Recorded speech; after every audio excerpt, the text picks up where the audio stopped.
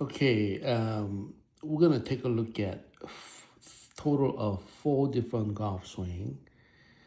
And disclaimer is that this is based on my best calculated observation.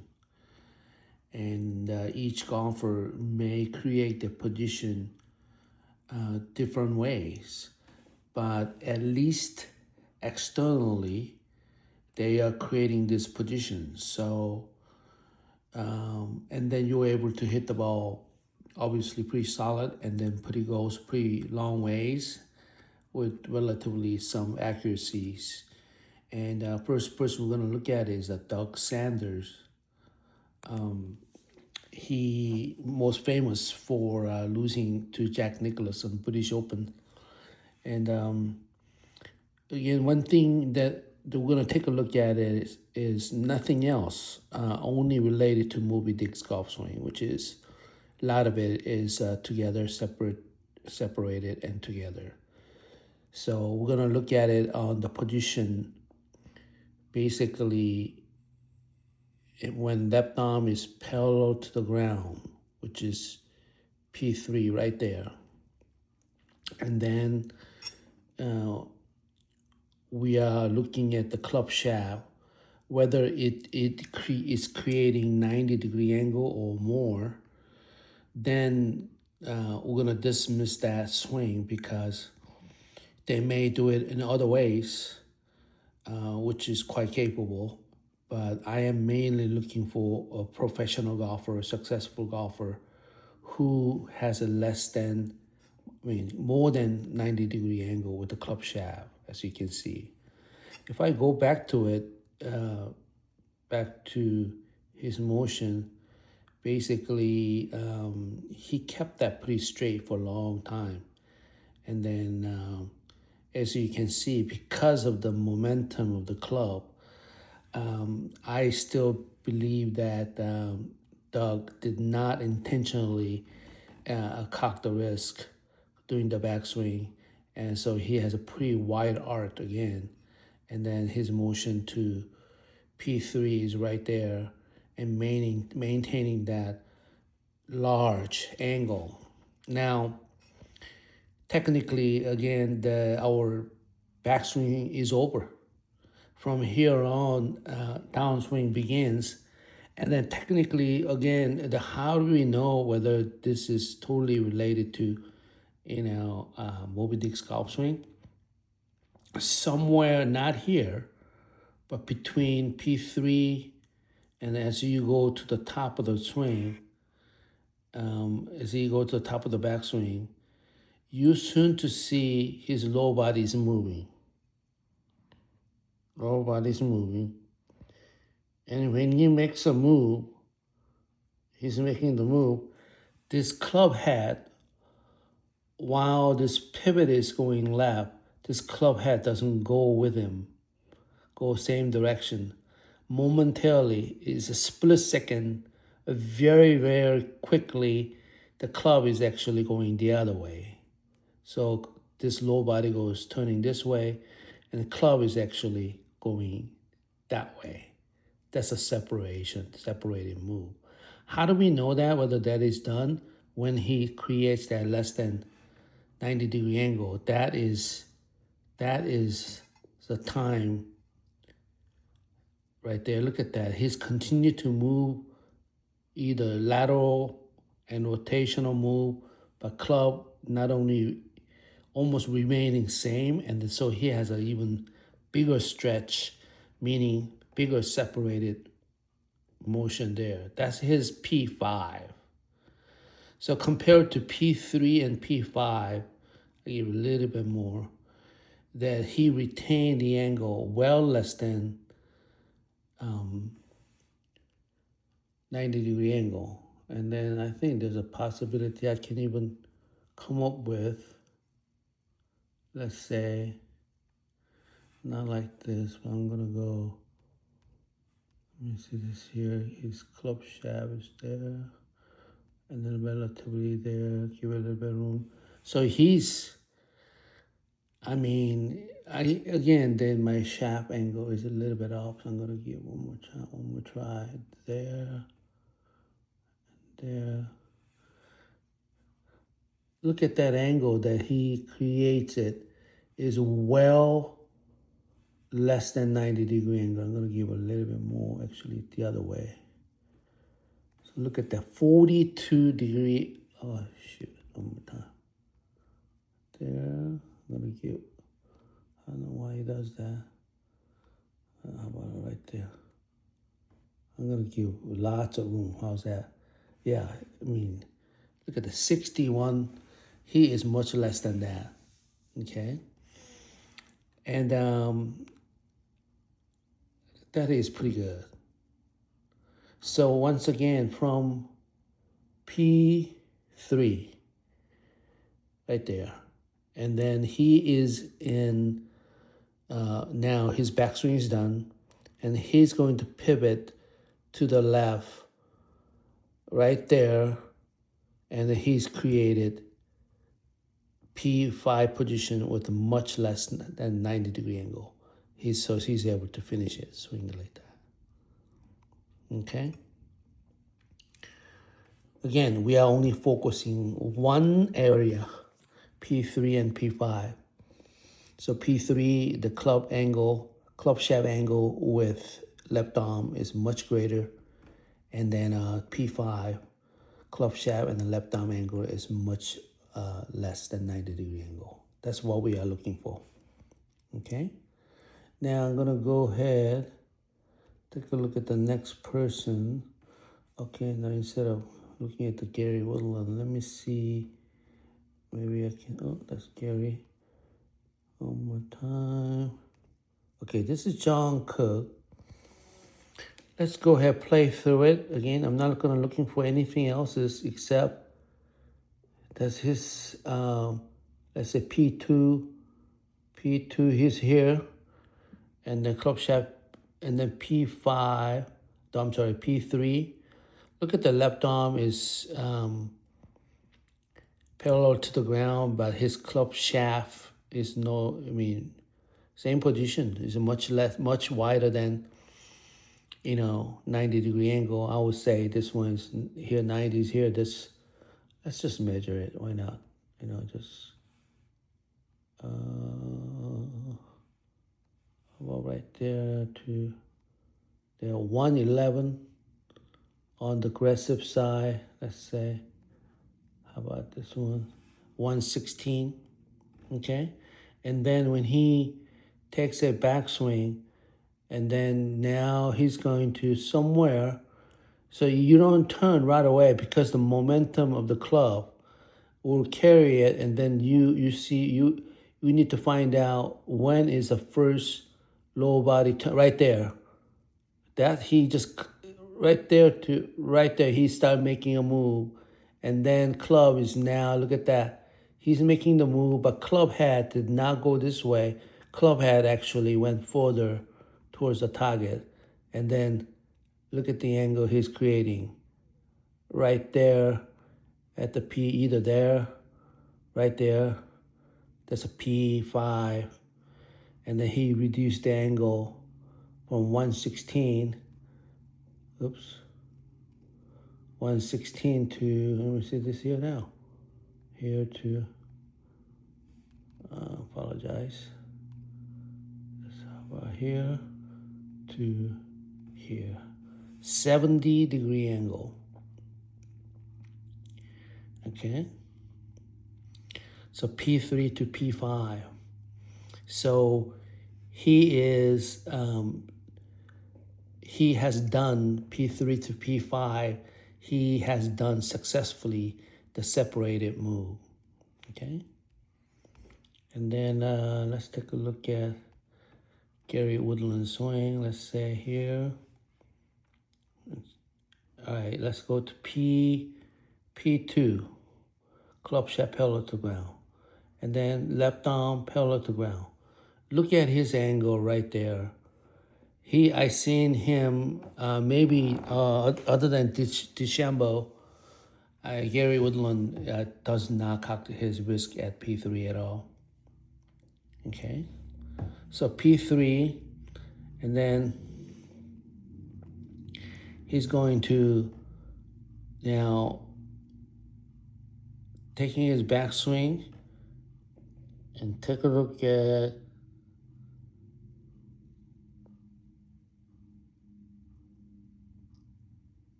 now. I see him making a move, and then watch the move and watch the club shaft at P5 right there. Again, you can clearly see that club shaft between left arm at P5 is less than 90. Again, once again, why do we focus on P5? So that you can get to P7, P7. You can get to P7 with, see that hands forward and then club shafts tilted. So you have chance to hit the ball in the sweet spot.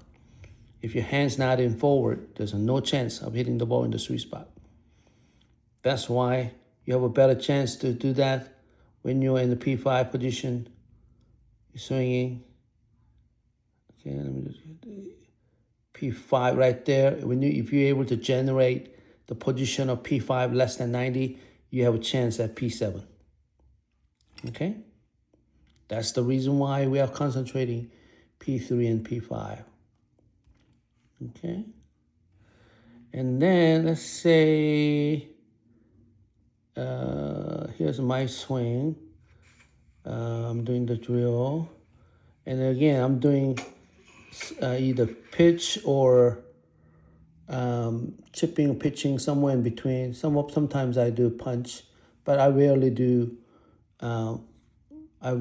full swing without seriously doing some warm up because of my age.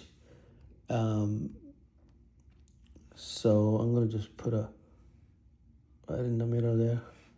Okay, so I don't know what this is, but I'm gonna just play it, okay? Okay. All right, so you see P7 right there.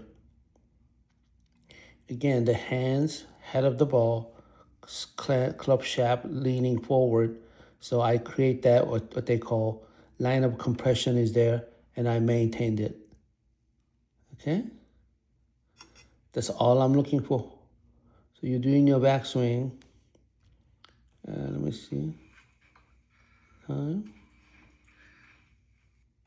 There. When you see the backswing, as you can see, my I refuse to cock the wrist. Left arm versus club shaft is well over 90. I'm sorry, I can't even draw this line. There you go. Okay, so you can see that angle, and then the moment I take it back, and then move from here, I'm done with the backswing. Like I told you, the P3, I'm done. I finished my backswing.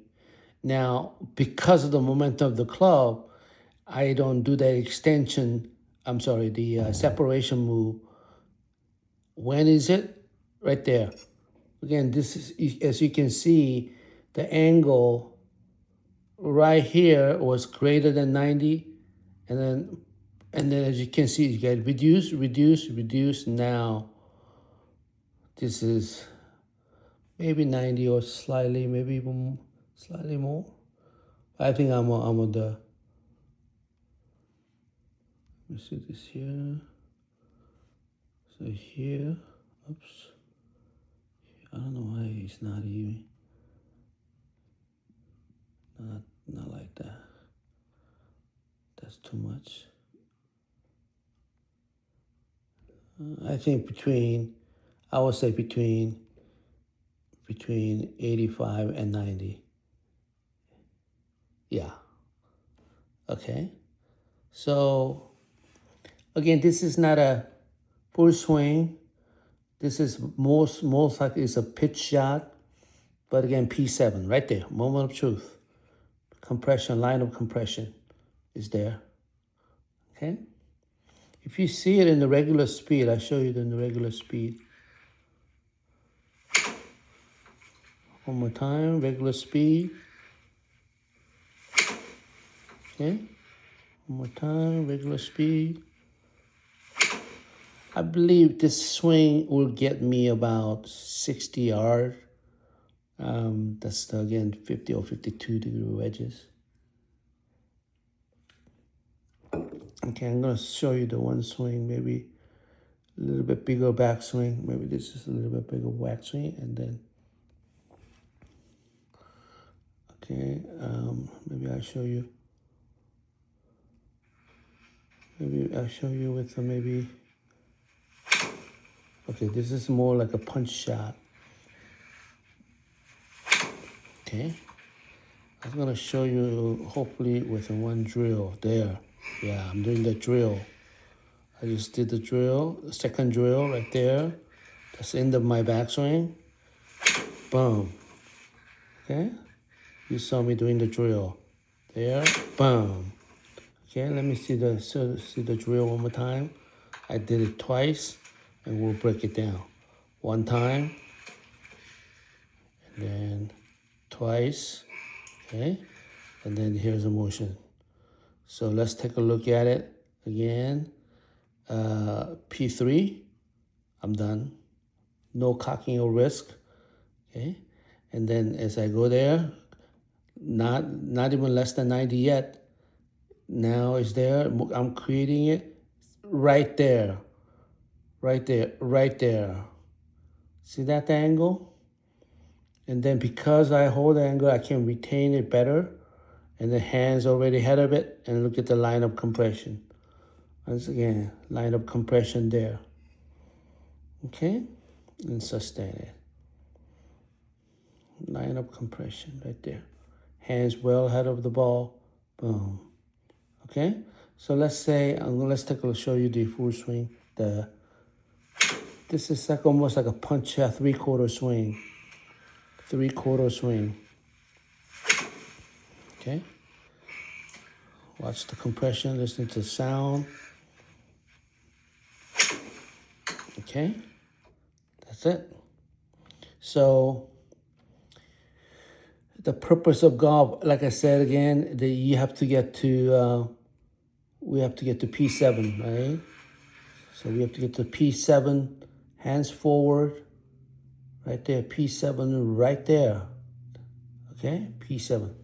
And then, so when you practice your golf, okay, when you practice your golf, and then when you hit the range, you must take your phone and then tripod, and then take a video of your swing, and then first thing you have to look at is P7, okay? So P7, whether you have these hands out here like this, and then your club shaft is tilted forward like this, okay? If you don't have that, then something's wrong. You have to learn how to do this. And then in order to do that, like I said, we believe at P5, right here, you're able to create from here, club shaft, to here, you create 90-degree angle. I created 80-degree angle. Then you have chance at P7. That's a P5 when left arm is parallel to the ground. Okay? And you do those drill that I've been telling you to do, and then you do your backswing at P3, same identical position. Look at that. When my left arm is exactly the same at P5, I am about 120 degree. Okay? So what I did is together. This is my together swing. Up to together, and then I'm doing the separated right here. Separated right here. Completion of separating, and then togethers. Okay, together, boom. Line of compression. All right? Okay, listen to the sound one more time of full swing.